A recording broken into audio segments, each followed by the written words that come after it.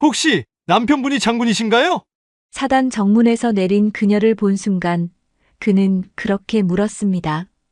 그리고 그 말 한마디는 그의 군 생활, 아니 인생 전체를 뒤흔들게 됩니다. 누구도 예상하지 못했습니다. 부대를 점검하러 온 그녀가 바로 새로 부임한 사단장이었다는 사실을요. 그날 이후 부대 안에서 벌어지는 충격적인 전보 명령과 군 내부를 뒤집은 일련의 사건들. 그는 왜 그녀에게 그런 말을 했고, 그녀는 왜 그 모든 걸 조용히 받아들이지 않았을까요? 그리고 사단 전체가 숨겨왔던 불편한 진실은 무엇이었을까요? 단순한 실수가 만들어낸 일파만파의 파장. 이제 그 모든 이야기를 시작합니다. 그 전에 잠깐 1초만 투자해서 구독, 좋아요 버튼을 꾹 눌러주시면 영상 제작에 큰 힘이 됩니다. 지금 바로 시작하겠습니다. 경기 북부 제31사단 작전통제실에는 이른 아침부터 분주한 발걸음 소리가 울려 퍼지고 있었습니다. 2024년 가을, 단풍이 막 물들기 시작한 시점이었죠. 정해준 소령은 커피 한 잔을 들고 자신의 책상에 앉아 오늘 일정을 확인하고 있었습니다. 36세의 정해준은 불과 2달 전 작전과장 자리에 올라선 젊은 엘리트 장교였어요. 서울대학교 행정학과를 수석으로 졸업한 뒤 학사장교로 군에 들어온 정해준은 동기들 사이에서도 빠른 진급으로 유명했습니다. 대학 시절부터 리더십이 뛰어나다는 평가를 받았고 군에서도 상관들의 신뢰를 얻으며 승승장구해왔죠. 특히 전략기획과 작전 수립에 탁월한 능력을 보였기 때문에 선배 장교들도 정해준을 인정하는 분위기였습니다. 정해준의 사무실은 3층 복도 끝에 위치해 있었어요. 넓은 창문을 통해 들어오는 가을 햇살이 책상 위의 서류들을 비추고 있었습니다. 벽면에는 각종 작전 지도와 부대 조직도가 정갈하게 걸려 있었고 책장에는 군사 관련 서적들이 빼곡히 꽂혀 있었죠. 정해주는 이 모든 것들을 바라보며 뿌듯함을 느꼈습니다. 자신이 이룬 성과에 대한 자부심이 컸거든요. 소령님, 오늘 작전회의 자료 준비됐습니다. 부관인 김 상사가 두툼한 파일을 들고 다가왔어요. 30대 초반의 김 상사는 정해준이 작전과장이 된 이후 함께 일하게 된 부하였습니다. 성실하고 꼼꼼한 성격으로 정해준의 신뢰를 받고 있었죠. 정해준은 고개를 끄덕이며 파일을 받아들였습니다. 하지만 정해준의 시선은 회의실 한편에서 자료를 정리하고 있는 여군 중위에게 향해 있었죠. 박소영 중위는 28세로 사관학교를 졸업하고 부대에 온 지 2년째 되는 장교였습니다. 성실하고 능력 있다는 평가를 받고 있었지만 정해준에게는 달리 보였어요. 저 박중위는 또 뭔가 의견이 많을 것 같은데요. 정해준이 작은 목소리로 중얼거리자 옆에 앉아있던 이영수 중령이 피식 웃었습니다. 이 중령은 정해준보다 5살 많은 선배로 보급 담당관을 맡고 있었어요. 두 사람은 평소에도 자주 대화를 나누는 사이였습니다. 요즘 여군들이 참 말이 많아졌어요. 예전 같으면 군기가 빠졌다고 했을 텐데 말이죠. 정해준의 말에 이 중령은 고개를 끄덕였어요. 두 사람은 마치 당연한 이야기를 하듯 대화를 이어갔습니다. 주변에서 다른 장교들도 이런 대화를 듣고 있었지만 특별히 반박하거나 문제 제기를 하지는 않았어요. 그러게 말입니다. 작전 업무는 경험이 중요한 건데 이론만 가지고는 한계가 있죠. 실제 현장을 모르면서 자꾸 의견을 낸다는 게 좀 그렇습니다. 정해준은 자신의 생각을 더욱 구체적으로 표현했어요. 정해준에게는 이런 발언이 자연스러웠습니다. 군대는 위계 질서가 중요하고 경험과 실력에 따라 발언권이 달라져야 한다고 믿고 있었거든요. 오전 10시가 되자 작전 회의가 시작됐습니다. 회의실에는 15명 정도의 간부들이 둘러앉아 있었어요. 정해준은 회의를 주재하며 이번 주 훈련 계획에 대해 설명하기 시작했습니다. 큰 스크린에는 작전 지도가 펼쳐져 있었고 정해주는 능숙하게 포인터를 사용하며 설명을 이어갔어요. 이번 훈련의 핵심은 기동 작전입니다. 적의 방어선을 돌파하여 목표 지점을 점령하는 것이 주요 임무죠. 정해준의 설명은 체계적이고 논리적이었습니다. 참석자들도 고개를 끄덕이며 설명을 따라가고 있었어요. 하지만 발표가 절반쯤 진행됐을 때 박소영 중위가 조심스럽게 손을 들었습니다. 소령님, 죄송한데 한 가지 질문이 있습니다. 정해주는 약간 못마땅한 표정을 지으며 대답했습니다. 회의 중간에 질문이 나오는 것을 별로 좋아하지 않았거든요. 네, 말씀하세요. 훈련 시나리오에서 후방 보급로 확보 부분이 좀 약한 것 같습니다. 실제 작전에서는 이 부분이 핵심인데 좀 더 구체적으로 계획하면 어떨까요? 특히 적의 게릴라 공격이나 보급로 차단 상황에 대한 대비책이 필요할 것 같습니다. 박중희의 질문은 매우 합리적이었습니다. 실제로 보급로 확보는 작전 성공의 핵심 요소 중 하나였거든요. 하지만 정해주는 박중희의 의견을 진지하게 받아들이지 않았어요. 오히려 약간 비웃는 듯한 표정을 지으며 이렇게 말했습니다. 작전 이야기는 좀 해본 사람들이 해야죠. 박중희님은 보급선에서 일해보셨던가요? 실제 전투 경험은 있으신가요? 회의실 분위기가 순간 어색해졌습니다. 박중희는 얼굴이 빨갛게 달아올랐지만 더 이상 말하지 않았어요. 다른 참석자들도 어떻게 반응해야 할지 몰라 서로의 눈치만 보고 있었습니다. 몇몇은 정해준의 발언이 지나쳤다고 생각했지만 직접적으로 반박하기는 어려웠어요. 정해준은 자신의 발언이 적절했다고 생각했어요. 정해준에게는 군대의 위계 질서가 무엇보다 중요했고 경험 없는 사람이 함부로 의견을 내서는 안 된다고 믿고 있었거든요. 특히 전투력 중심의 사고방식을 갖고 있던 정해준에게 여군의 작전 참여는 아직 낯선 개념이었습니다. 그럼 회의를 계속 진행하겠습니다. 다음 순서로 화력 지원 계획에 대해 설명드리겠습니다. 정해주는 마치 아무 일도 없었다는 듯 회의를 이어갔어요. 하지만 회의실의 공기는 전과 달리 무거웠습니다. 몇몇 간부들은 정해준의 발언에 불편함을 느꼈지만 직접적으로 반박하지는 않았어요. 군대의 위계 질서상 어려운 일이었거든요. 회의가 끝난 뒤 정해주는 자신의 사무실로 돌아왔습니다. 정해주는 오늘도 성공적으로 회의를 마쳤다고 생각했어요. 하지만 복도에서는 다른 이야기가 오가고 있었습니다. 박중희 말이 맞는데 왜 저렇게 말하셨을까요? 좀 심했던 것 같아요. 박중희가 제안한 내용이 오히려 더 현실적이었는데 여군이라고 해서 저렇게 무시하는 건 아니겠죠? 하지만 정해주는 이런 이야기들을 전혀 듣지 못했습니다. 정해주는 여전히 자신이 옳다고 생각하고 있었고 부대의 전투력 향상을 위해서는 때로는 강한 리더십이 필요하다고 믿고 있었거든요. 점심시간이 되자 정해주는 동료 장교들과 함께 간부 식당으로 향했습니다. 식당은 깔끔하게 정리되어 있었고 간부들을 위한 별도 공간이 마련되어 있었어요. 정해주는 평소처럼 이중령, 김소령 등과 함께 식사를 했습니다. 요즘 여군 비율이 점점 늘어나고 있는데 관리가 쉽지 않네요. 김소령이 먼저 화제를 꺼냈어요. 김소령은 인사담당관으로 부대 내 인력 관리를 담당하고 있었습니다. 그러게 말입니다. 예전처럼 단순하지가 않아요. 여러 가지 고려할 사항들이 많아졌죠. 이중령도 맞장구를 쳤습니다. 정해주는 이런 대화에 자연스럽게 동조했어요. 맞습니다. 특히 작전 부서에서는 더욱 그런 것 같아요. 아무래도 체력적인 한계도 있고 경험 부족도 문제죠. 오늘 회의에서도 그런 게 느껴졌습니다. 정해준에게는 이런 대화가 일상적이었고 특별히 문제될 것이 없다고 생각했어요. 하지만 정혜준은 모르고 있었습니다.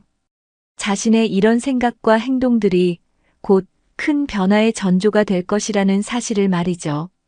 오후 업무를 마치고 정혜준은 만족스러운 표정으로 사무실을 정리했습니다. 내일도 평소와 다름없는 하루가 될 것이라고 생각하면서 말이에요. 하지만 운명은 때로는 예상치 못한 순간에 찾아오는 법입니다. 정혜준의 평온한 일상에 곧 큰 변화가 찾아올 것이었어요. 다음 날 아침 정혜준 소령은 평소보다 조금 일찍 부대에 도착했습니다. 가을 아침의 쌀쌀한 공기가 뺨을 스치며 지나갔어요. 정혜준은 깊게 숨을 들이마시며 오늘도 활기찬 하루를 시작할 준비를 했습니다. 하지만 작전 통제실에 들어서자마자 평소와는 다른 분위기를 감지할 수 있었어요. 김 상사가 다급한 표정으로 다가왔습니다. 평소 침착한 성격의 김 상사치고는 이례적으로 당황한 모습이었어요. 소령님, 급한 통보가 왔습니다. 통보요? 어떤 통보 말입니까? 정혜준은 커피를 한 모금 마시며 여유롭게 물었습니다. 아직 무슨 일인지 짐작하지 못하고 있었거든요. 신임 사단장께서 내일 부대 점검 예정이라고 합니다. 정복 착용하고 정문에서 영접하라는 지시가 내려왔어요. 정혜준은 커피 잔을 내려놓으며 의아한 표정을 지었습니다. 사단장이 바뀐다는 소식은 들었지만 정식 발표도 없었는데 갑자기 점검을 온다는 것이 이상했어요. 사단장이요? 아직 임명 발표도 없었는데 벌써 오신다고요? 네, 그런 것 같습니다. 군단에서 직접 통보가 내려왔어요. 김 상사는 손에 든 공문을 정혜준에게 건네주었습니다. 정혜준은 공문을 자세히 읽어보았어요. 분명히 신임 사단장 부대 점검이라고 적혀 있었지만 구체적인 신상 정보나 배경에 대한 언급은 없었습니다. 좀 이상하네요. 보통은 사전에 프로필이라도 오는데.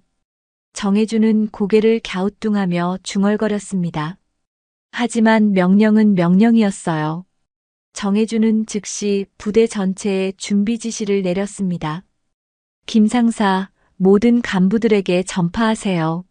내일 오전 9시까지 정복 착용하고 정문 앞 집결입니다. 알겠습니다, 소령님. 하루 종일 부대는 점검 준비로 분주했습니다. 시설물 점검부터 시작해서 각종 서류 정비, 부대 정리정돈까지 모든 것을 다시 한번 확인했어요. 정혜준도 작전 관련 자료들을 꼼꼼히 검토하며 보고서를 준비했습니다. 그리고 다음 날 아침이 밝았습니다. 가을 하늘은 맑고 청명했지만 공기는 한층 더 차가워졌어요.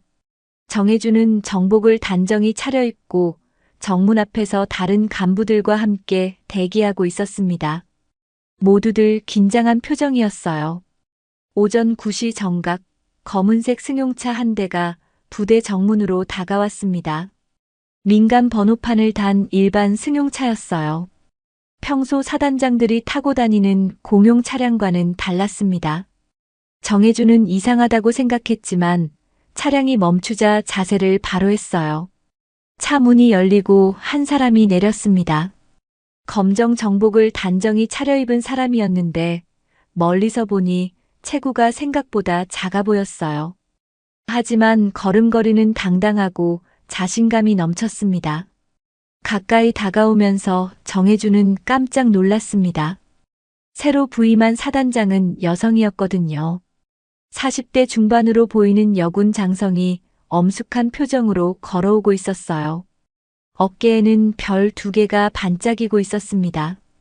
정혜준은 순간 당황했습니다. 여군 장성을 직접 본 것은 처음이었거든요. 게다가 사단장이라니. 정혜준의 머릿속이 복잡해졌어요. 하지만 정혜준은 자신의 당황함을 숨기려 했습니다.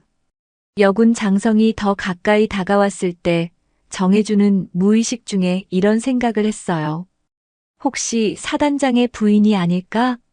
여성이 이렇게 높은 자리에 있다는 것이 정혜준에게는 여전히 낯선 일이었거든요. 그래서 정혜준은 인사도 제대로 하지 않은 채 이렇게 물었습니다. 혹시 남편분이 장군이신가요? 부인분이 같이 들어오셔도 되는지는 확인해야 할 것 같은데. 정혜준의 말이 끝나자마자 주변이 조용해졌습니다. 다른 간부들의 얼굴이 순간 사색이 되었어요. 특히 옆에 서 있던 이 중령은 식은땀을 흘리기 시작했습니다. 여군 장성은 잠시 멈춰서서 정혜준을 바라보았습니다. 날카롭고 차가운 시선이었어요. 몇 초간의 침묵이 흘렀습니다. 그 침묵은 마치 시간이 멈춘 것처럼 길게 느껴졌어요. 당신이 이 부대 작전과장이란 소령인가요? 여군 장성의 목소리는 낮고 단호했습니다. 정혜준은 그제서야 뭔가 잘못되었다는 것을 깨달았어요. 하지만 이미 늦었습니다. 아, 네, 그렇습니다. 정혜준은 당황해서 고개를 끄덕였습니다. 목소리가 떨리기 시작했어요. 옆에 있던 참모들도 어떻게 해야 할지 몰라 우왕좌왕하고 있었습니다. 저는 강윤정 소장입니다. 오늘부터 제31사단을 지휘하게 될 신임 사단장입니다. 강윤정 소장의 자기소개는 간단 명료했습니다. 하지만 그 한마디가 정혜준에게는 천둥벼락 같았어요. 정혜준은 자신이 얼마나 큰 실수를 했는지 깨달았습니다. 죄송합니다. 몰라 뵙고 신뢰를 범했습니다. 정혜준은 급하게 경례를 올렸습니다. 하지만 강윤정 소장의 표정은 여전히 차갑기만 했어요. 앞으로는 좀 더 신중하게 말씀하시길 바랍니다. 특히 초면에 상대방에 대해 추측으로 이야기하는 것은 바람직하지 않습니다. 강윤정 소장의 말은 정중했지만 날카로웠습니다. 정혜준은 얼굴이 빨갛게 달아올랐어요. 주변의 시선들이 모두 자신에게 쏠려 있다는 것을 느낄 수 있었습니다. 네, 명심하겠습니다. 정혜준은 작은 목소리로 대답했습니다. 평소 자신만만했던 모습은 온데간데 없었어요. 강윤정 소장은 더 이상 정혜준과 대화하지 않고 부대 안으로 들어섰습니다.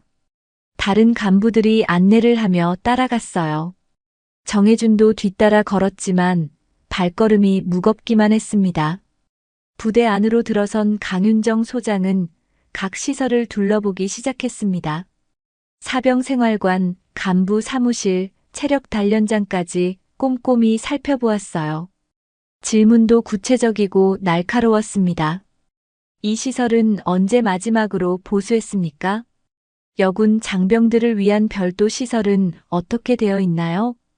부대 내 고충 처리 시스템은 어떻게 운영되고 있습니까? 강윤정 소장의 질문들은 정혜준이 미처 생각하지 못했던 부분들이 많았어요. 특히 여군 관련 질문들은 정혜준으로서는 답하기 어려운 것들이었습니다. 점검이 진행되는 동안 정혜준은 계속 불안했습니다. 첫 만남에서 너무 큰 실수를 했다는 생각이 머릿속을 떠나지 않았어요. 게다가 강윤정 소장의 전문성과 날카로운 통찰력을 보면서 자신이 얼마나 준비가 부족했는지 깨닫게 되었습니다. 오후가 되어서야 점검이 마무리됐습니다. 강윤정 소장은 마지막으로 간부들을 모아놓고 간단한 인사말을 했어요. 앞으로 잘 부탁드립니다. 이 부대가 더욱 발전할 수 있도록 함께 노력합시다. 하지만 정혜준에게는 그 말이 전혀 위로가 되지 않았습니다. 오히려 앞으로 어떤 일이 벌어질지 더욱 걱정되었어요. 강윤정 소장이 떠난 뒤 부대는 술렁거리기 시작했습니다. 정혜준의 실수에 대한 이야기가 금세 퍼져나갔어요. 정혜준은 자신의 사무실로 돌아와 문을 닫고 앉아 있었습니다. 머릿속이 복잡하기만 했어요. 내가 정말 큰 실수를 했구나. 정혜준은 이제서야 상황의 심각성을 깨달았습니다. 하지만 이미 벌어진 일을 되돌릴 수는 없었어요. 앞으로 어떻게 해야 할지 정혜준은 막막하기만 했습니다. 그날 저녁 정혜준 소령은 자신의 숙소에서 잠을 이루지 못했습니다. 천장을 바라보며 오늘 있었던 일을 계속 되짚어보고 있었어요. 강윤정 소장의 차가운 시선이 자꾸 떠올랐습니다. 정혜주는 이런 당황스러운 경험을 해본 적이 없었거든요. 지금까지는 항상 자신감 넘치는 모습으로 모든 상황을 헤쳐나갔는데 오늘은 완전히 다른 느낌이었어요. 다음 날 아침 정혜준이 부대에 출근하자마자 김 상사가 급하게 다가왔습니다. 손에는 공문 한 장을 들고 있었어요. 소령님, 사단장 취임 공지가 정식으로 내려왔습니다. 정혜준은 공문을 받아 읽기 시작했습니다. 글자 하나하나가 눈에 들어왔어요. 제31사단장 강윤정 소장. 임관 30주년 전 특전사 작전참모 및 국방부 정책기획관 출신. 정혜준의 눈이 점점 커졌습니다. 계속 읽어나가자 더욱 놀라운 내용들이 나타났어요. 육군 사관학교 학사장교 일기 출신, 국방대학원 석사 졸업, 미국 육군대학 연수 완료, 연합사 작전기획부 근무 경력, 국방부 여성정책 담당관 역임. 정혜준은 공문을 다 읽고 나서 한동안 말을 하지 못했습니다. 강윤정 소장의 경력은 정혜준이 상상했던 것보다 훨씬 화려했거든요. 특전사 작전참모라는 것은 최정예 부대에서 핵심 작전을 담당했다는 뜻이었고, 국방부 정책기획관은 국가 차원의 군사 정책을 수립하는 고위직이었어요. 이런. 정혜준은 작은 소리로 중얼거렸습니다. 어제 자신이 얼마나 무례했는지 새삼 깨달았어요. 30년 군 경력의 전설적인 여군 장성을 단순히 남편 따라온 사람으로 생각했다니. 정혜준은 자신의 무지함이 부끄러워졌습니다. 하지만 이미 벌어진 일은 되돌릴 수 없었어요. 더욱이 이 소식은 부대 전체에 빠르게 퍼져나갔습니다. 정소령이 사단장님을 남편 따라온 사람으로 생각했다면서요? 진짜요? 그 유명한 강윤정 소장님을요? 특전사에서도 전설로 불리는 분인데, 복도에서 오가는 이런 대화들이 정혜준의 귀에 들려왔어요. 여군들뿐만 아니라 남군 간부들도 정혜준의 행동을 비판적으로 보고 있었습니다. 너무 창피해서 얼굴을 들 수가 없네요. 그 정도면 그냥 전출시켜야 하는 거 아닌가요? 아무리 그래도 첫 만남에서 저런 식으로 말하는 건 좀. 정혜준은 이런 소리들을 들으며 점점 위축되어 갔습니다. 평소 자신을 따르던 부하들마저도 시선을 피하는 것 같았어요. 오후 2시 전체 간부 회의가 소집됐습니다. 강윤정 사단장의 첫 번째 공식 회의였어요. 회의실에는 긴장감이 흘렀습니다. 모든 간부들이 똑바로 앉아 사단장의 입장을 기다리고 있었어요. 강윤정 사단장이 회의실에 들어서자 모든 사람들이 일어서서 경례를 올렸습니다. 강윤정 사단장은 단정한 정복 차림으로 단상에 올라섰어요. 표정은 진지하고 권위가 있었습니다. 앉으세요. 간단한 한마디였지만 회의실 전체를 장악하는 힘이 있었어요. 모든 사람들이 조용히 자리에 앉았습니다. 저는 강윤정입니다. 앞으로 여러분과 함께 이 부대를 이끌어가게 됐습니다. 강윤정 사단장의 목소리는 명확하고 단호했습니다. 30년간 군 생활을 해온 베테랑의 여유와 카리스마가 느껴졌어요. 제가 이 부대에 온 이유는 단순합니다. 더 강하고 더 효율적이며 더 인간적인 부대를 만들기 위해서입니다. 그 과정에서 어떤 변화가 필요하다면 주저하지 않겠습니다. 강윤정 사단장은 회의실을 둘러보며 말을 이어갔어요. 정혜준과 눈이 마주쳤을 때 정혜준은 심장이 빨리 뛰는 것을 느꼈습니다. 앞으로 모든 업무는 실력과 성과로 평가받게 될 것입니다. 성별, 출신, 인맥 같은 것들은 더 이상 중요하지 않습니다. 오직 능력만이 인정받을 것입니다. 이 말을 들으며 정혜준은 불편함을 느꼈어요. 마치 자신을 겨냥한 말처럼 들렸거든요. 회의가 진행되면서 강윤정 사단장은 각 부서별 현황을 점검하기 시작했습니다. 그리고 마침내 작전과에 대한 질문이 나왔어요. 작전과장은 이번 점검 자료를 총괄 정리해서 내일까지 보고하십시오. 물론 저에게 직접 보고하시면 됩니다. 강윤정 사단장의 목소리에는 특별한 감정이 없었지만 정혜준에게는 차갑게 들렸어요. 다른 부서장들에게는 이런 식으로 말하지 않았거든요. 네, 알겠습니다. 정혜준은 작은 목소리로 대답했습니다. 주변의 시선들이 모두 자신에게 쏠려 있다는 것을 느낄 수 있었어요. 회의가 끝난 후 정혜준은 자신의 사무실로 돌아와 머리를 감싸 안았습니다.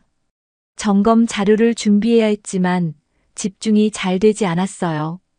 계속해서 어제의 실수가 떠올랐습니다. 김 상사, 지난 6개월간의 모든 작전 관련 자료를 가져다 주세요. 네, 소령님. 김 상사는 평소보다 조심스럽게 대답했어요. 정혜준의 분위기가 많이 가라앉아 있다는 것을 느꼈거든요. 밤늦게까지 정혜준은 자료를 정리했습니다. 하지만 아무리 해도 완벽하지 않은 것 같았어요. 강윤정 사단장의 예리한 시선을 생각하니 더욱 불안했습니다. 다음 날 오전 정혜준은 두툼한 파일을 들고 사단장실로 향했습니다. 복도를 걸어가는 동안 심장이 빨리 뛰었어요. 사단장실 문 앞에서 잠시 멈춰서서 숨을 고르고 나서 노크했습니다. 들어오세요. 강윤정 사단장의 목소리가 들려왔어요. 정혜준은 문을 열고 들어갔습니다. 사단장실은 깔끔하게 정리되어 있었고 벽에는 각종 부대 현황판이 걸려 있었어요. 작전과장 정혜준 소령, 보고 드리러 왔습니다. 네, 앉으세요. 강윤정 사단장은 책상에서 고개를 들지 않고 서류를 정리하고 있었어요. 정혜준은 의자에 앉아 기다렸습니다. 몇 분간의 침묵이 흘렀어요. 자료 가져오셨나요? 네, 여기 있습니다. 정혜준은 준비한 파일을 내밀었습니다. 강윤정 사단장은 파일을 받아 꼼꼼히 살펴보기 시작했어요. 페이지를 넘기는 소리만 조용히 들렸습니다. 정소령. 네. 지난 3년간 여군 작전보직 배치는 몇 건입니까? 갑작스러운 질문에 정혜준은 당황했어요. 그런 통계를 준비하지 못했거든요. 죄송합니다. 정확한 수치는 확인 후 보고하겠습니다. 제가 확인한 바로는 0건입니다. 강윤정 사단장의 말에 정혜준은 할 말을 잃었어요. 앞으로는 이런 중요한 사항들을 직접 확인하시길 바랍니다. 작전과장이라면 인력 운용 현황 정도는 파악하고 있어야 하지 않겠습니까? 네, 명심하겠습니다. 정혜준은 체면을 완전히 잃었다고 느꼈어요. 하지만 이것은 시작에 불과했습니다. 앞으로 더 큰 시련이 기다리고 있었거든요. 강윤정 사단장의 본격적인 부대 점검이 시작됐습니다. 그녀는 사무실에만 앉아 보고서를 받는 기존 지휘관들과는 달랐어요. 직접 발로 뛰며 부대 곳곳을 살펴보기 시작했습니다. 첫 번째 방문지는 사병 식당이었어요. 식당 관리는 누가 담당하고 있습니까? 급양 담당 박중희가 맡고 있습니다. 사단장님. 급양 담당관이 대답했지만 강윤정 사단장은 직접 박중희를 불러 이야기를 나눴어요. 정혜준도 함께 따라갔지만 점점 자신이 부대 운영에 대해 모르는 것이 많다는 사실을 깨달았습니다. 여군 장병들의 식사 만족도는 어떻습니까? 솔직히 말씀드리면 개선이 필요한 부분이 있습니다. 특히 영양 균형 면에서요. 박중희는 솔직하게 대답했어요. 평소라면 이런 직설적인 대답을 하기 어려웠을 텐데 강윤정 사단장 앞에서는 자연스럽게 의견을 표현하고 있었습니다. 구체적으로 어떤 부분이 문제입니까? 칼슘과 철분 섭취가 부족합니다. 특히 여군들에게는 중요한 영양소인데 현재 식단으로는 권장량을 충족하기 어려워요. 정혜준은 이런 대화를 들으며 놀랐습니다. 자신이 작전과장으로 있으면서도 이런 세부적인 문제들을 전혀 모르고 있었거든요. 단순히 밥만 제때 나오면 되는 것 정도로 생각했었어요. 다음 방문지는 여군 생활관이었습니다. 강윤정 사단장은 시설 하나하나를 꼼꼼히 살펴보았어요. 세탁실, 휴게실, 샤워장까지 모든 곳을 점검했습니다. 이 건물은 언제 마지막으로 보수 공사를 했습니까? 2020년에 했습니다, 사단장님. 4년이나 됐군요. 환기시설에 문제가 있어 보이는데 확인해 보셨나요? 시설 담당 간부는 당황스러운 표정을 지었어요. 평소에 그런 세부 사항까지 신경 쓰지 못했거든요. 죄송합니다. 즉시 점검해 보겠습니다. 강윤정 사단장은 한 여군 하사와도 직접 대화를 나눴어요. 정해주는 지휘관이 일반 병사와 개별적으로 이야기하는 것을 처음 봤습니다. 생활하는데 불편한 점은 없나요? 있습니다, 사단장님. 여군 하사는 잠시 망설이다가 용기를 내어 말했어요. 개인 사물함이 너무 작아서 개인 용품을 보관하기 어렵습니다. 그리고 건조대가 부족해서 빨래 말리는 것도 힘들어요. 예전에는 이런 문제를 건의해 본 적이 있나요? 네, 몇 번 건의했었는데. 여군 하사는 말을 흐렸어요. 하지만 강윤정 사단장은 그 의미를 정확히 파악했습니다. 건의했지만 개선되지 않았다는 말이군요. 네, 그렇습니다. 여군 하사의 대답에 정해주는 불편함을 느꼈어요. 마치 자신들이 무능하다고 지적받는 것 같았거든요. 강윤정 사단장은 이어서 체력단련실도 방문했습니다. 여기서도 예상치 못한 문제들이 드러났어요. 여군 전용 운동 시간대가 따로 있나요? 아니요, 따로 구분하지 않고 있습니다. 그럼 여군들이 운동하기 어려운 환경이겠네요. 시설 담당자는 아무 말도 하지 못했어요. 실제로 많은 여군들이 체력 단련실 이용을 꺼려하고 있었거든요. 남군들과 함께 운동하는 것이 부담스러웠던 것이죠. 이런 문제들을 왜 미리 파악하지 못했습니까? 강윤정 사단장이 정혜준에게 직접 물었어요. 정혜준은 제대로 대답하지 못했습니다. 죄송합니다. 앞으로 더 세심히 살펴보겠습니다. 하지만 강윤정 사단장의 표정은 만족스럽지 않았어요. 점검이 계속될수록 더 많은 문제들이 드러났습니다. 여군 장병들의 고충 처리 시스템이 제대로 작동하지 않고 있었고 성희롱이나 성차별 관련 신고 체계도 미흡했어요. 무엇보다 여군들의 의견이 부대 운영에 제대로 반영되지 않고 있다는 것이 가장 큰 문제였습니다. 예전에는 보고해도 바뀌지 않았습니다. 이번엔 진짜 바뀔 것 같습니다. 한 여군 하사가 동료에게 하는 말을 정해주니 우연히 들었어요. 그 말에는 희망과 기대가 담겨 있었습니다. 하지만 정해준에게는 날카로운 비판처럼 들렸어요. 저녁이 되어 간부 회의가 열렸습니다. 강윤정 사단장은 하루 종일 점검한 내용을 바탕으로 각 부서장들과 면담을 가졌어요. 정해준의 차례가 왔을 때 그는 이미 지쳐 있었습니다. 정소령, 오늘 점검 결과 작전과 관련해서 몇 가지 문제점이 발견됐습니다. 네, 사단장님. 첫째, 여군 장병들의 작전 참여 비율이 현저히 낮습니다. 둘째, 부대 내 성인지 감수성 교육이 부족합니다. 셋째, 여군들의 의견이 작전 계획에 반영되지 않고 있습니다. 강윤정 사단장의 지적은 정확했습니다. 정해주는 이런 문제들이 존재한다는 것을 알고 있었지만 중요하게 생각하지 않았었어요. 이런 문제들을 어떻게 개선할 생각입니까? 단계적으로 개선해 나가겠습니다. 정해준의 대답은 구체적이지 못했어요. 사실 어떻게 해야 할지 명확한 방안이 없었거든요. 단계적이라는 것은 언제부터 언제까지를 말하는 겁니까? 구체적인 계획이 있나요? 아직 구체적인 일정은 세우지 못했습니다. 강윤정 사단장은 한숨을 내쉬었어요. 정해준의 준비 부족이 명백했습니다. 정소령 작전과장이라는 것은 단순히 작전만 짜는 것이 아닙니다. 부대원 모두가 최상의 전투력을 발휘할 수 있도록 환경을 만드는 것도 중요한 임무입니다. 여군이든 남군이든 상관없이 말입니다. 네, 명심하겠습니다. 하지만 정해준의 목소리에는 진정성이 부족했어요. 여전히 이런 문제들이 왜 자신의 책임인지 완전히 이해하지 못하고 있었거든요.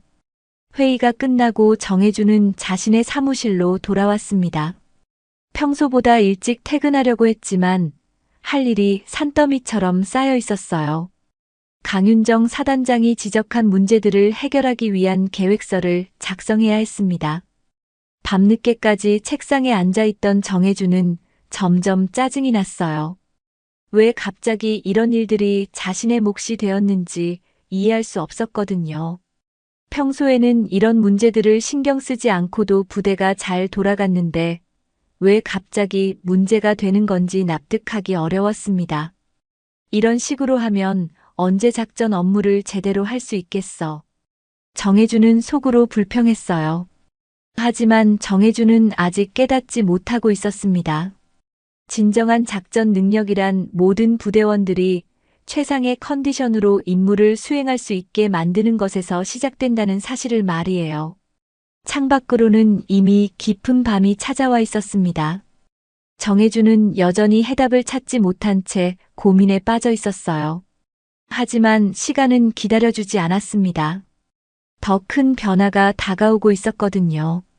며칠이 지나면서 부대 내 분위기는 점점 더 무겁게 변해갔습니다. 강윤정 사단장의 개혁 의지는 확고했고 변화의 속도도 빨랐어요. 하지만 정해준 소령은 여전히 이런 변화들을 받아들이기 어려워했습니다.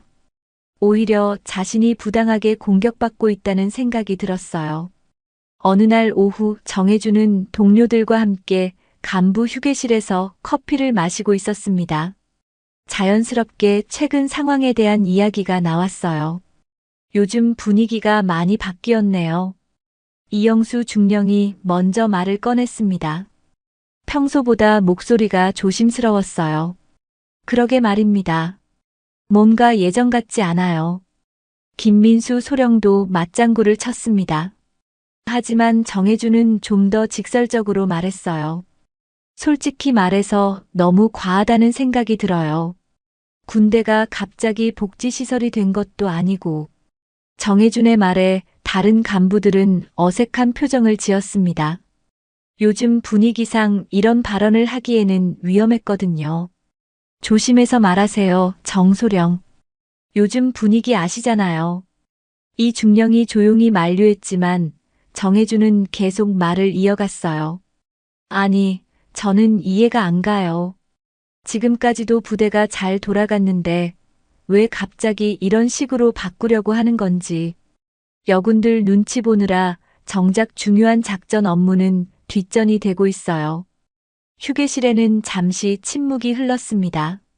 다른 간부들은 정해준의 발언에 동조하기도 반박하기도 어려워했어요.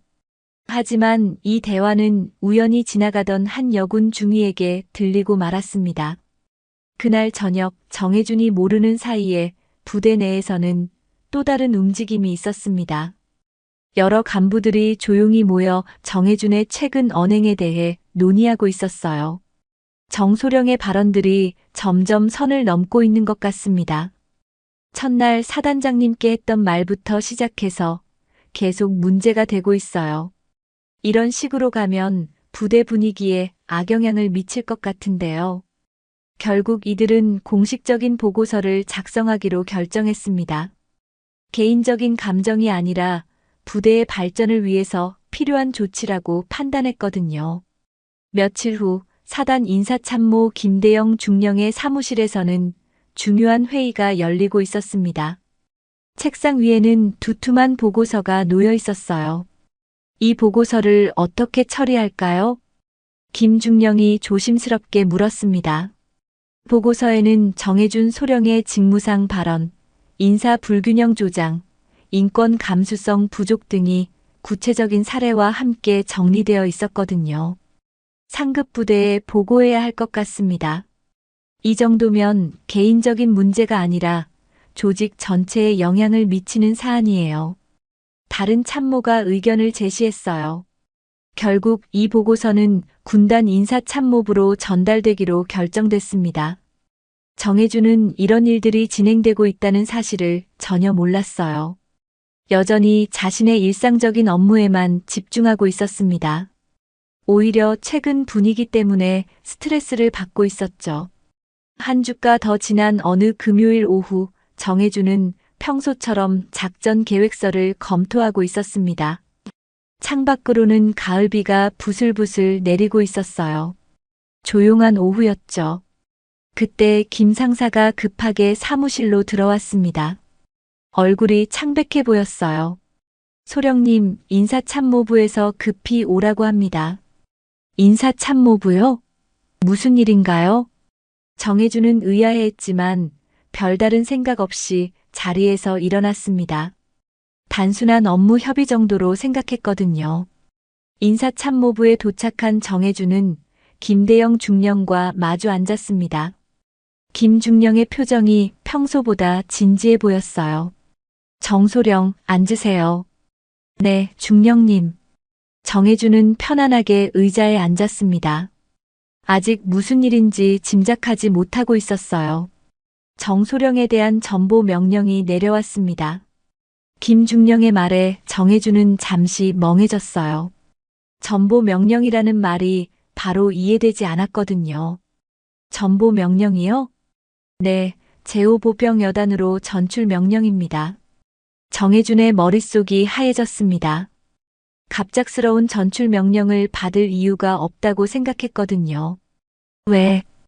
왜 갑자기 전출입니까? 제가 뭘 잘못했나요? 정혜준의 목소리가 떨리기 시작했어요. 김중령은 안쓰러운 표정으로 서류를 내밀었습니다. 여기 관련 서류가 있습니다. 직무상 부적절한 발언, 인사 불균형 조장, 인권 감수성 부족 등이 주된 사유입니다. 정혜준은 서류를 받아 읽기 시작했습니다. 자신이 한 말들과 행동들이 하나하나 기록되어 있었어요. 첫날 강윤정 사단장에게 했던 말부터 시작해서 회의에서의 발언들, 최근 휴게실에서의 대화까지 모든 것이 정리되어 있었습니다. 이건 제가 한 말들이긴 하지만 정혜준은 변명을 하려고 했지만 말이 나오지 않았어요. 글로 정리되어 보니 자신의 말들이 얼마나 부적절했는지 새삼 깨달았거든요. 보직은 어떻게 되나요? 미정입니다. 일단 전출한 후에 결정될 예정입니다. 보직 미정이라는 것은 사실상 좌천을 의미했어요. 정혜준도 이 사실을 잘 알고 있었습니다. 언제까지입니까? 다음 주 월요일까지 모든 업무를 인수인계하고 화요일에 출발하시면 됩니다. 김중령의 말에 정혜준은 현실감이 없었어요. 불과 며칠 전까지만 해도 작전과장으로서 바쁜 나날을 보내고 있었는데 갑자기 모든 것이 끝나버린 느낌이었습니다. 인사참모부에서 나온 정혜준은 복도를 천천히 걸어갔습니다. 주변의 모든 것이 낯설게 느껴졌어요. 평소 자신을 반갑게 맞아주던 부하들도 어색한 표정으로 인사를 했습니다. 자신의 사무실로 돌아온 정혜준은 의자에 앉아 멍하니 창밖을 바라보았습니다. 빗방울이 창문을 타고 흘러내리고 있었어요. 책상 위에는 미처 마무리하지 못한 업무들이 쌓여 있었습니다. 정혜준은 들고 있던 커피를 조용히 책상에 내려놓았습니다. 손이 미세하게 떨리고 있었어요. 지금까지의 모든 일들이 주마등처럼 스쳐 지나갔습니다. 그냥 농담이었는데. 정혜준은 작은 목소리로 중얼거렸습니다. 하지만 아무도 듣지 못했어요. 설령 들었다고 하더라도 아무도 웃지 않았을 것입니다. 정혜준의 농담들은 다른 사람들에게는 상처였고 모욕이었거든요. 창밖의 비는 더욱 세차게 내리고 있었습니다. 정혜준은 자신의 군 생활이 어떻게 이런 식으로 흘러가게 되었는지 이해할 수 없었어요. 분명히 자신은 열심히 했다고 생각했는데 결과는 전혀 예상과 달랐습니다. 이제 정혜준에게 남은 것은 짐을 싸고 새로운 부대로 떠나는 일뿐이었어요. 하지만 정혜준은 아직 깨닫지 못하고 있었습니다. 이 모든 일이 단순한 말실수가 아닌 존엄성의 부정이었다는 사실을, 그리고 진정한 변화는 이제부터 시작이라는 사실을 말이에요. 전출 소식이 부대에 알려지자 분위기는 복잡해졌습니다. 어떤 사람들은 당연한 결과라고 생각했고, 어떤 사람들은 너무 가혹하다고 여겼어요. 하지만 대부분은 이런 일이 일어난 배경을 제대로 이해하지 못하고 있었습니다. 정혜준이 짐을 정리하던 월요일 오후 부대 내에서는 강윤정 사단장에 대한 새로운 이야기들이 돌기 시작했어요. 이전에는 잘 알려지지 않았던 강윤정 사단장의 과거에 대한 정보들이 하나둘씩 알려지기 시작한 것이죠. 사단장님이 학사장교 일기라는 거 아셨어요? 간부 식당에서 한중이가 조용히 말했습니다. 일기요? 그럼 정말 초창기 여군 장교시네요. 그것뿐만이 아니래요. 1990년대에 특전사 작전부서에서 일했던 유일한 여군이었다고 하더라고요. 이런 이야기들은 점점 더 구체적이 되어 갔어요. 군 복무 중에 이혼을 하고 홀로 아들을 키우면서도 계속 진급해온 이야기, 남성 중심의 특전사에서 인정받기 위해 얼마나 많은 어려움을 겪었는지에 대한 이야기들이 전해졌습니다. 한 번은 작전 중에 적진 깊숙이 침투해서 정보를 수집해야 하는 임무가 있었대요. 그때 남자 장교들은 모두 위험하다며 망설였는데 강 소장님만 자원했다고 해요. 정말요? 네. 그래서 혼자 48시간 동안 적진에 있으면서 중요한 정보를 가져왔다고 합니다. 그 공로로 화랑무 공훈장을 받았다고 하더라고요. 이런 이야기들을 들으며 사람들은 강윤정 사단장을 새로운 시각으로 보기 시작했어요. 단순히 여군이라는 이유로 부드러울 것이라고 생각했던 사람들은 자신들의 편견을 반성하게 되었습니다. 특히 한 베테랑 부사관의 증언은 많은 사람들에게 깊은 인상을 남겼어요. 제가 20년 전에 특전사에 있을 때 강 소장님을 봤습니다. 그때 저는 하사였고 강 소장님은 대위였어요. 정말 대단한 분이셨습니다. 어떤 점에서요? 우선 실력이 뛰어났어요. 작전 계획을 세우는 능력이나 현장 판단력이 남자 장교들보다 훨씬 좋았습니다. 하지만 더 인상 깊었던 것은 부하들을 대하는 태도였어요. 어떻게 대하셨는데요? 절대 성별이나 계급으로 차별하지 않으셨어요. 오직 능력과 노력만으로 사람을 평가하셨습니다. 그래서 부하들이 모두 존경했어요. 이런 증언들이 이어지자 사람들은 점점 더 궁금해했습니다. 도대체 강윤정 사단장이 어떤 사람이길래 이런 전설적인 이야기들이 나오는 것일까요? 또 다른 이야기도 전해졌어요. 강윤정 사단장이 국방부에서 정책기획관으로 일할 때의 일이었습니다. 당시 여군 정책을 전면 개편하는 프로젝트가 있었대요. 기존에는 여군들이 주로 후방 업무만 담당했는데 강 소장님이 여군의 작전 참여 확대를 주장했다고 해요. 반대가 심했을 것 같은데요. 당연히 반대 의견이 많았죠. 하지만 강 소장님이 직접 데이터를 수집하고 분석해서 여군의 전투력이 결코 남군에 뒤지지 않는다는 것을 증명했대요. 그래서 어떻게 됐나요? 결국 정책이 바뀌었어요.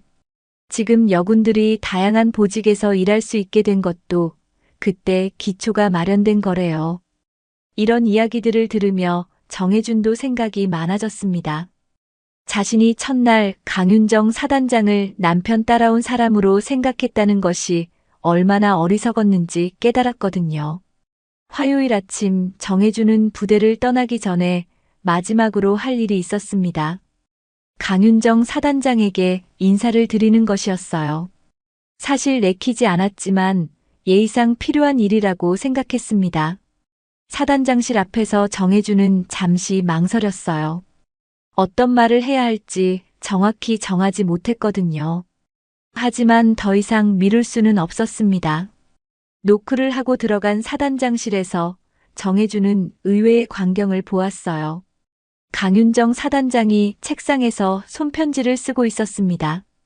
컴퓨터나 공문지가 아닌 일반 편지지에 직접 펜으로 쓰고 있었어요. 들어오세요. 강윤정 사단장은 편지를 접으며 정혜준을 맞았습니다. 사단장님, 전출 인사를 드리러 왔습니다. 네, 앉으세요. 정혜준은 의자에 앉으며 강윤정 사단장의 표정을 살폈어요. 예상했던 것보다 부드러워 보였습니다. 새로운 부대에서도 열심히 하시길 바랍니다. 네, 그렇게 하겠습니다.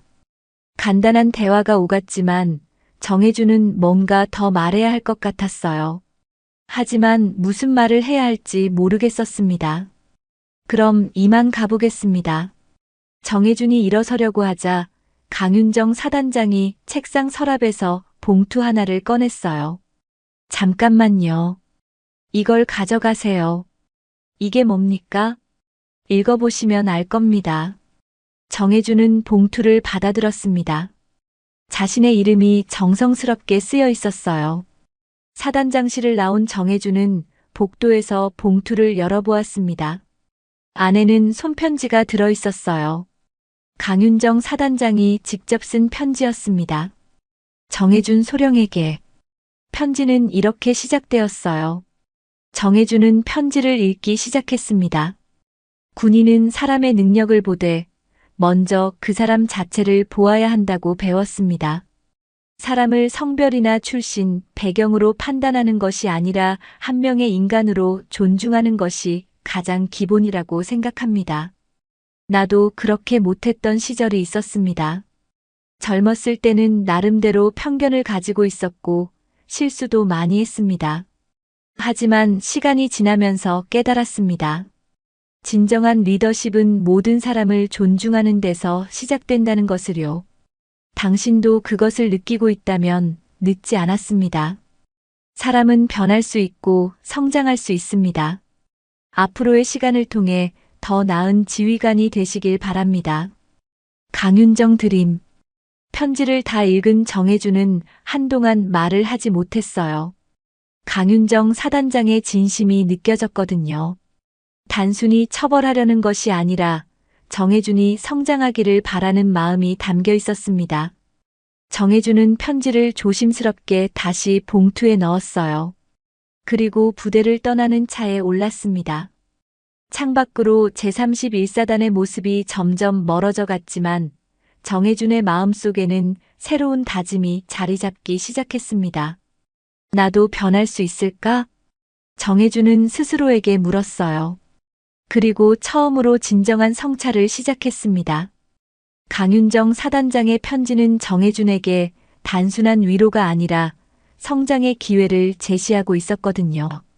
제5보병 여단으로 전출된 정혜준 소령은 새로운 환경에 적응하느라 분주한 나날을 보내고 있었습니다.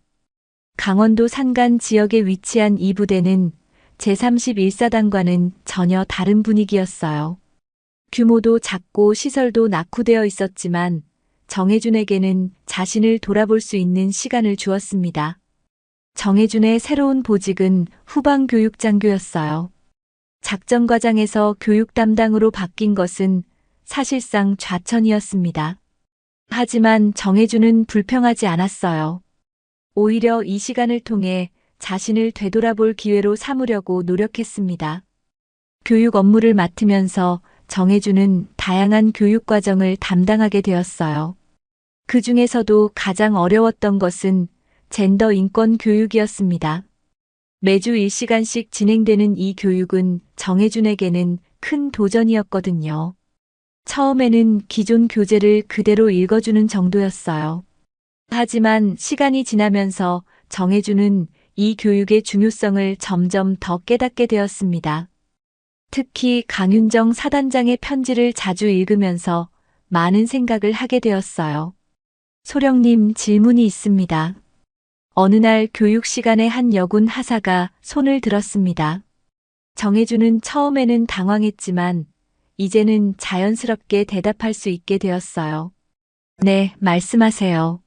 실제 부대 생활에서 성차별을 당했을 때는 어떻게 대처해야 하나요? 예전에 정혜준이라면 이런 질문을 불편해했을 것입니다. 하지만 지금의 정혜준은 달랐어요. 좋은 질문입니다. 우선 공식적인 신고 체계를 이용하는 것이 중요합니다.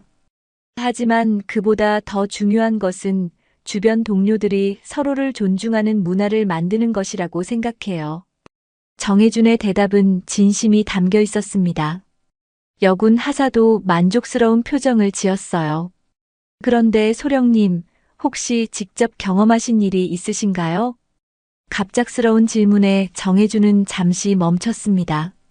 자신의 과거 실수를 털어놓아야 할지 고민이 되었어요. 하지만 정혜준은 솔직하게 말하기로 결정했습니다. 사실 저도 예전에 실수를 한 적이 있습니다. 여군 장교의 능력을 제대로 인정하지 않았던 일이 있었어요. 교육생들이 조용해졌습니다. 장교가 자신의 실수를 인정하는 것은 흔한 일이 아니었거든요. 그때는 제 생각이 짧았습니다. 성별에 따른 편견을 가지고 있었죠. 하지만 지금은 다릅니다. 그런 경험을 통해 많이 배웠거든요. 정혜준의 고백은 교육생들에게 깊은 인상을 남겼어요. 형식적인 교육이 아니라 진정성 있는 이야기였기 때문입니다. 이런 식으로 시간이 흘러 3개월이 지났습니다. 정혜준은 점점 더 교육 업무에 열정을 가지게 되었어요. 특히 젊은 장병들이 올바른 인권의식을 가질 수 있도록 돕는 일에 보람을 느꼈습니다. 어느 날 오후 정혜준은 교육 자료를 준비하던 중 놀라운 소식을 들었습니다. 소령님, 뉴스 보셨어요? 김 상사가 급하게 다가왔어요. 무슨 뉴스요? 제31사단 강윤정 사단장이 육군 참모 차장으로 발탁된다는 소식이 나왔어요. 정혜준은 깜짝 놀랐습니다. 육군 참모 차장은 육군에서 2번째로 높은 자리였거든요. 여군으로서는 최초의 일이었어요. 정말요? 네, 지금 모든 언론에서 다루고 있어요. 여군 최초 육군 참모 차장이라고 하네요. 정혜준은 복잡한 감정을 느꼈습니다. 한편으로는 강윤정 사단장의 승진을 축하하고 싶었지만 다른 한편으로는 자신의 과거 행동이 더욱 부끄러워졌어요. 그날 저녁 정혜준은 혼자 생각에 잠겼습니다. 강윤정 사단장이 육군 참모 차장이 된다는 것은 단순한 개인의 승진이 아니었어요. 한국 군대 역사상 의미 있는 변화였죠. 내가 그분을 남편 따라온 사람이라고 생각했다니. 정혜준은 지금 생각해도 얼굴이 뜨거워졌어요. 자신이 얼마나 무지했는지 다시 한번 깨달았습니다. 며칠 후 정혜준은 중요한 결정을 내렸습니다. 강윤정 사단장에게 직접 편지를 쓰기로 한 것이었어요. 공식적인 축하 인사가 아니라 진심 어린 사과와 감사의 마음을 전하고 싶었거든요. 편지를 쓰기 시작한 정혜준은 한참을 고민했습니다. 어떤 말로 시작해야 할지, 어떻게 표현해야 할지 쉽지 않았어요. 결국 정혜준은 가장 솔직한 마음으로 편지를 썼습니다. 강윤정 소장님께 먼저 육군 참모차장 발탁을 진심으로 축하드립니다. 한국 군대 역사에 새로운 이정표를 세우신 것에 대해 깊이 존경합니다. 제가 이 편지를 쓰는 이유는 단순한 축하 인사가 아닙니다. 제31사단에서의 첫 만남을 떠올리며 다시 한번 깊이 사과드리고 싶었습니다. 그때 제가 소장님을 향해 했던 말과 행동들이 얼마나 무례하고 어리석었는지 지금도 부끄럽습니다. 소장님을 한 명의 인간으로, 한 명의 전문가로 보지 못하고 편견으로 판단했던 것을 깊이 반성합니다. 지난 3개월 동안 저는 많은 것을 배웠습니다. 특히 젠더 인권 교육을 담당하면서 제가 얼마나 잘못된 생각을 가지고 있었는지 깨달았습니다. 소장님이 남겨주신 편지의 말씀처럼 저도 조금씩 변화하고 성장하려고 노력하고 있습니다. 앞으로 소장님께서 더 큰 무대에서 활약하시길 바라며 저도 더 나은 군인이 되도록 최선을 다하겠습니다. 정해준 드림. 편지를 다 쓴 정해준은 여러 번 읽어보았어요. 마음에 드는 표현은 아니었지만 적어도 진심은 담겨 있다고 생각했습니다. 편지를 보낸 지 일주일 후 정해준에게 의외의 연락이 왔습니다. 강윤정 소장이 직접 전화를 한 것이었어요. 정소령입니까? 네, 그렇습니다. 강윤정입니다. 편지 잘 받았습니다. 정해준은 가슴이 두근거렸어요. 직접 전화를 받을 줄 몰랐거든요. 감사합니다, 소장님. 편지를 읽으면서 정소령의 변화를 느낄 수 있었습니다. 진정한 성장이라고 생각합니다. 강윤정 소장의 목소리는 따뜻했어요. 정해주는 마음이 뭉클해졌습니다. 아직 많이 부족합니다만 계속 노력하겠습니다. 그 마음가짐이 중요합니다. 앞으로도 좋은 교육자가 되시길 바랍니다. 전화를 끊은 후 정해주는 한동안 멍하니 앉아 있었어요. 강윤정 소장의 관용과 격려에 감동받았습니다. 동시에 자신도 언젠가는 다른 사람에게 그런 도움을 줄 수 있는 사람이 되고 싶다는 생각이 들었어요. 그날 밤 정해주는 책상에 붙어 있는 한 문장을 다시 한번 바라보았습니다. 존중은 계급보다 먼저 배워야 할 훈련이다.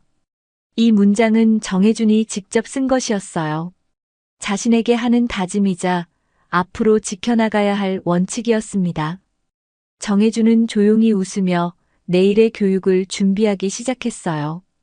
이제 정말로 새로운 시작이었습니다. 6개월이 더 흘렀습니다. 제5보병 여단에서의 생활이 이제 정해준에게는 자연스러워졌어요. 매일 아침 일어나면 오늘은 어떤 교육을 할지, 어떤 메시지를 전달할지 고민하는 것이 일상이 되었습니다. 예전에 작전 계획을 세우던 것만큼이나 교육 계획을 세우는 일에 열정을 쏟고 있었어요. 강원도의 계절은 어느새 봄을 향해 가고 있었습니다. 부대 주변 산에는 진달래가 피기 시작했고 아침 공기도 한결 부드러워졌어요. 정해주는 창문을 열고 깊게 숨을 들이마셨습니다. 마음도 한결 가벼워진 느낌이었어요. 소령님, 오늘 젠더 인권 교육 시간에 특별 강사가 오신다고 하셨는데요. 김 상사가 교육 준비를 도우며 물어봤습니다.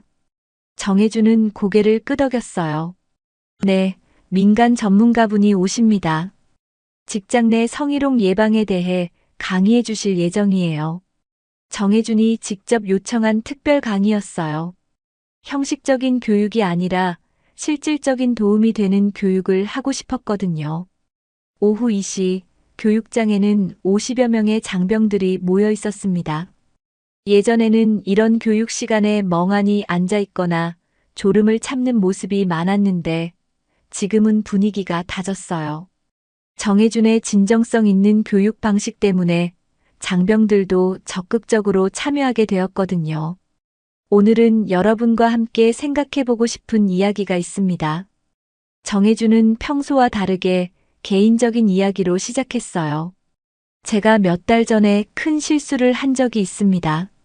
한 분을 처음 만났을 때 그분의 능력이나 인격을 보지 못하고 성별만 보고 판단했던 일이 있었어요. 장병들이 조용히 들고 있었어요. 정해주는 계속 말을 이어갔습니다. 그분은 30년간 군 생활을 하시며 수많은 어려움을 극복하고 최고의 자리까지 오르신 분이었습니다. 하지만 저는 그런 것들을 보지 못했어요. 오직 겉모습만 보고 편견을 가졌죠. 한 여군 일병이 조심스럽게 손을 들었습니다. 소령님, 그 후에는 어떻게 되셨나요? 큰 깨달음을 얻었습니다. 그리고 지금 여러분과 함께 이 자리에 있게 되었죠.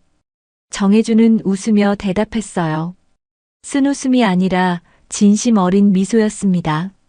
그분께서 저에게 편지를 써주셨는데 이런 말씀을 하셨어요. 사람은 변할 수 있고 성장할 수 있다고요. 그 말이 저에게는 큰 힘이 되었습니다. 교육이 끝나고 난 후 여러 장병들이 정혜준에게 다가왔어요. 평소보다 질문도 많았고 진지한 대화를 나누고 싶어 하는 모습이었습니다. 소령님, 실제로 차별을 목격했을 때는 어떻게 행동하는 게 좋을까요? 한 남군 상병이 물었습니다. 용기를 내서 말하는 것이 중요합니다. 하지만 그보다 더 중요한 것은 평소에 서로를 존중하는 분위기를 만드는 것이에요. 작은 실천들이 모여서 큰 변화를 만듭니다. 구체적으로 어떤 실천을 하면 될까요? 간단한 것부터 시작하면 됩니다. 동료의 의견을 끝까지 들어주기, 성별에 관계없이 능력으로 평가하기, 부적절한 농담이나 표현 자제하기. 이런 것들이요. 정혜준의 답변에 장병들은 고개를 끄덕였어요. 추상적인 이론이 아니라 실천 가능한 구체적인 방법들이었거든요. 며칠 후 정혜준은 여단장으로부터 특별한 제안을 받았습니다. 정소령, 교육 업무를 정말 잘하고 있다는 평가를 받고 있네요. 감사합니다, 여단장님. 혹시 관심이 있다면 교육사령부로 전출하는 것은 어떻겠습니까? 전군 차원의 인권 교육 프로그램 개발에 참여할 기회가 있을 것 같은데요. 정혜준은 깜짝 놀랐어요. 교육사령부는 군 교육의 중심 기관이었거든요. 그곳에서 일한다는 것은 더 많은 장병들에게 영향을 미칠 수 있다는 뜻이었습니다. 진지하게 고려해 보겠습니다. 좋습니다. 시간을 두고 생각해 보세요. 그날 저녁 정혜준은 자신의 숙소에서 깊은 생각에 잠겼습니다. 교육사령부로의 전출은 새로운 기회였어요. 하지만 동시에 더 큰 책임도 따라오는 일이었습니다. 정혜준은 책상 서랍에서 강윤정 소장의 편지를 꺼내 다시 읽어보았어요. 벌써 여러 번 읽었지만 읽을 때마다 새로운 의미를 발견할 수 있었습니다. 진정한 리더십은 모든 사람을 존중하는 데서 시작된다. 이 문장이 유독 눈에 들어왔어요. 정혜준은 자신이 과연 그런 리더십을 가졌는지 스스로에게 물어보았습니다. 다음 날 아침 정혜준은 평소보다 일찍 부대에 나왔습니다. 교육 준비를 하면서 한 가지 아이디어가 떠올랐거든요. 장병들과 함께 존중 실천 캠페인을 만들어 보는 것이었어요. 김 상사, 잠깐 이리 와보세요. 네, 소령님. 장병들과 함께 할 수 있는 프로젝트를 하나 생각해 봤는데요.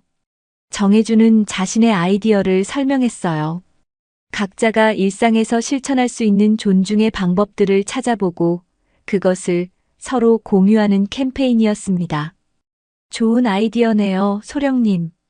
장병들도 좋아할 것 같습니다. 그럼 오늘 교육 시간에 제안해 볼까요? 오후 교육 시간, 정혜준은 장병들에게 캠페인 아이디어를 제시했어요. 반응은 예상보다 훨씬 좋았습니다. 소령님, 저는 식당에서 배식하는 분들께 감사 인사드리기를 실천하고 싶어요. 저는 동료가 힘들어할 때 먼저 도움을 제안하는 것을 해보고 싶습니다. 여군 동료들의 의견을 더 적극적으로 듣는 연습을 하겠습니다. 다양한 아이디어들이 쏟아졌어요. 정혜준은 뿌듯한 마음으로 장병들의 발표를 들었습니다. 한 달 후 캠페인의 결과는 놀라웠어요. 부대 전체 분위기가 한결 밝아졌고 서로를 배려하는 문화가 자리 잡기 시작했습니다. 특히 여군 장병들의 만족도가 크게 높아졌어요. 소령님, 정말 감사합니다. 한 여군 하사가 정혜준에게 인사를 했어요. 무슨 말씀이세요? 예전에는 제 의견을 말하기가 어려웠는데 지금은 자연스럽게 이야기할 수 있게 되었어요. 동료들도 많이 달라졌고요. 그건 여러분 모두가 함께 노력한 결과입니다. 정혜준은 진심으로 대답했어요. 실제로 변화는 모든 사람들의 노력으로 만들어진 것이었거든요. 그날 저녁 정혜준은 여단장에게 답변을 전했습니다. 교육사령부 전출 제안을 수락하겠습니다. 좋은 결정입니다. 정소령의 경험과 열정이 더 많은 곳에서 빛을 발할 수 있을 것입니다. 새로운 출발을 앞둔 정혜준은 마지막으로 장병들과 작별 인사를 나눴어요. 많은 장병들이 아쉬워했지만 동시에 정혜준의 새로운 도전을 응원해 주었습니다. 소령님께서 가르쳐 주신 것들을 잊지 않겠습니다. 저도 여러분에게서 많이 배웠습니다. 서로 존중하는 마음을 계속 실천해 나가세요. 부대를 떠나는 날, 정혜준은 자신의 사무실을 마지막으로 정리했어요. 책상에 붙어 있던 그 문장을 조심스럽게 떼어냈습니다. 존중은 계급보다 먼저 배워야 할 훈련이다. 이 문장은 앞으로도 정혜준과 함께할 것이었어요. 새로운 곳에서도 새로운 사람들과도 함께 나눌 소중한 가치였습니다. 차창 밖으로 제5보평 여단이 점점 멀어져 갔습니다. 하지만 정혜준의 마음은 무겁지 않았어요. 오히려 희망으로 가득했습니다. 자신이 변할 수 있다는 것을 증명했고, 이제는 더 많은 사람들과 그 변화를 나눌 수 있게 되었거든요. 정혜준은 가방에서 강윤정 소장의 편지를 꺼내 다시 한번 읽어보았어요. 그리고 작은 목소리로 중얼거렸습니다. 감사합니다. 정말로 늦지 않았네요. 새로운 시작을 향해 떠나는 정혜준의 얼굴에는 자신감과 겸손함이 동시에 드러나 있었어요. 진정한 성장을 경험한 사람만이 가질 수 있는 표정이었습니다. 앞으로 정혜준이 만날 모든 사람들에게 존중과 배려의 가치를 전해줄 것이라는 확신이 있었습니다. 그리고 머지않아 강윤정 소장이 육군 참모 차장으로 정식 임명되었다는 소식이 전해졌습니다. 정혜준은 진심으로 축하하며 언젠가 다시 만날 그날을 기대했어요. 그때는 정말로 달라진 모습으로 인사드릴 수 있을 것 같았거든요. 오늘 영상 즐겁게 보셨나요? 그렇다면 댓글로 여러분이 지금 어디에서 보고 계신지 남겨주세요. 여러분의 소중한 이야기도 꼭 듣고 싶습니다. 항상 함께 해주셔서 감사합니다. 인생 테라스였습니다.